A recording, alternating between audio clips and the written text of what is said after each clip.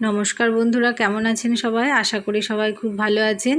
পটল ভাজা খেতে খেতে যদি একঘেয়েমি হয়ে যায় বা কেউ খেতে ভালো না বাসে, তবে এইভাবে একবার পটল ভাজা করে দেখবেন। যারা পটল খেতে ভালোবাসে না তারাও 4-5টা খেয়ে নেবে। চলুন তাহলে রেসিপিটা শুরু করা যাক। তার জন্য এখানে আমি একটি পাত্রের মধ্যে নিয়ে নিয়েছি বেশ কিছুটা বেসন, আর দিয়ে দিচ্ছি বেসনের মধ্যে স্বাদ মতো লবণ। এবার দিয়ে দিচ্ছি বেশ খানিকটা হলুদ। এবার আমি দিয়ে দেবো একটু ঝাল লঙ্কার গুঁড়ো। লঙ্কার গুঁড়োর বদলে এখানে আপনারা কাঁচা লঙ্কাটাও ইউজ করতে পারেন। এবার আমি উপর থেকে দিয়ে দিচ্ছি বেশ খানিকটা পোস্ত। পোস্ত যে কোনো ভাজার মধ্যে দিলে খেতে বেশ ভালো লাগে। এবার আমি অল্প অল্প জল দিয়ে এই বেসনের গোলাটা বানিয়ে নেব। আর আগেই বেশি জল দেব না, অল্প অল্প জল দিয়ে এটাকে বানাবো। বেসনের গোলাটা খুব বেশি পাতলা করলেও হবে না, আবার খুব বেশি গাঢ় করলেও হবে না। এইভাবে মিডিয়াম মতো বানিয়ে নিতে হবে, তাহলে ভাজাগুলো খেতে ভালো লাগবে। এখানে দেখুন আমি 4-5টা পটল নিয়ে নিয়েছি, আর এখানে একটা চাকু নিয়ে নিয়েছি। এবার এই চাকুর পেছনটা দিয়ে আমি সব পটলের গায়ের পাতলা খোসাটা ঘষে ছাড়িয়ে নেব। দেখুন এই যে সব পটলগুলোর খোসার 2 সাইডটা কেটে নিয়েছি, আর খোসাটাও আমি চাকুর পেছনটা দিয়ে ঘষে ঘষে ছাড়িয়ে নিয়েছি।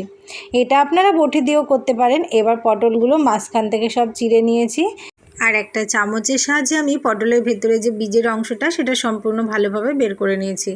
আর দেখুন পটলগুলো আমি এক সাইডটা সরু সরু লম্বা লম্বা করে কেটে একদম ফিঙ্গারের শেপ দিয়ে নিয়েছি। দেখতে অনেকটা দেখুন হাতের ফিঙ্গারের মতোই লাগছে। এইভাবে যদি ডিজাইন করে পটল কাটা যায়, বড়রা তো পছন্দ করবেই, তার সাথে সাথে যেসব বাচ্চারা পটল ভাজা খেতে ভালোবাসে না তারা ভীষণ আনন্দ সহকারে খেয়ে নেবে। এবার দেখুন পটলগুলো আমি খুব ভালো করে ধুয়ে নিয়েছি। এবার এপাশ ওপাশ আমি খুব ভালো করে হালকা করে লবণ মাখিয়ে রেখে দেব। বেশ কিছুক্ষণ এইভাবে লবণ মাখিয়ে রাখলে পটলগুলো বেশ নরম হয়ে যাবে, আর পটল ভাজাটা খেতেও বেশ ভালো লাগবে। এবার আমি পটলগুলোকে নিয়ে বেসনের গোলার মধ্যে এপাশ ওপাশ ভালো করে মাখিয়ে নিয়ে কড়াইয়ে গরম গরম তেলের মধ্যে দিয়ে দেব একটা একটা করে আস্তে আস্তে। খুব বেশি দেব না, প্রথমে আমি 3-4টে দেব। এইভাবে অল্প অল্প করে ভেজে নেব। আপনারা যদি আরও বেশি করে তেল দিয়ে থাকেন তাহলে আরও বেশি করে পটল দিতে পারবেন। আমি আমার কড়াইয়ের তেল অনুযায়ী আমি পটলটা দিচ্ছি। আপনারা যেই পরিমাণ তেল দেবেন সেই অনুযায়ী ভাজাটা ভেজে নেবেন।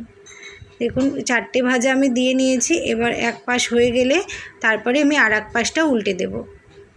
এইভাবে আস্তে আস্তে খুন্তি দিয়ে আমি উল্টে দেব, যাতে দুই পাশটায় সমানভাবে ভাজা হয়। দেখুন এক পাশটা বেশ ভালোভাবে লাল লাল ভাজা হয়ে গেছে। এবার আরও এক পাশটা আমি উল্টে দেব, তারপর আর একটু নেড়ে চেড়ে এই ভাজাগুলো আমি তুলে নেব কড়াই থেকে। এগুলো তুলে নিয়েছি। এবার দেখুন আর বাকি ভাজাগুলো আমি কড়াইয়ের মধ্যে দিয়ে দিচ্ছি। দেখুন এবার আমি 3টে ভাজা দিয়ে নিয়েছি। এই 3টে ভাজাটাকে আমি একটু আস্তে আস্তে উল্টে পাল্টে ভেজে নেব লাল লাল করে।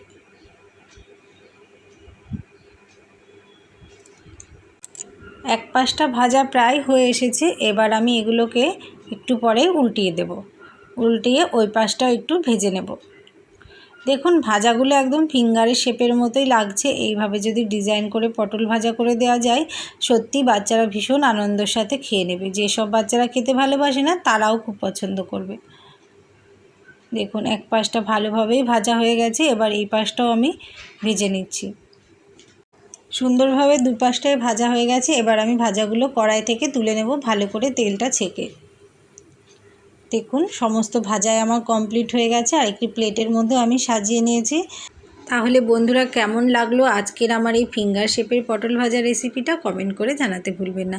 আপনারা যদি কেউ এইভাবে না খেয়ে থাকেন তবে অবশ্যই একবার বাড়িতে ট্রাই করে দেখবেন, খেতে ভীষণ ভালো হয়। রেসিপিটা যদি ভালো লেগে থাকে তাহলে প্লিজ লাইক কমেন্ট করে পাশে থাকবেন। আর সকলকে অসংখ্য ধন্যবাদ সবসময় আমার পাশে থাকার জন্য আর সাপোর্ট করার জন্য। সবাই ভালো থাকুন, সুস্থ থাকুন। আবার আসবো নতুন একটা রেসিপি ভিডিও নিয়ে। ধন্যবাদ।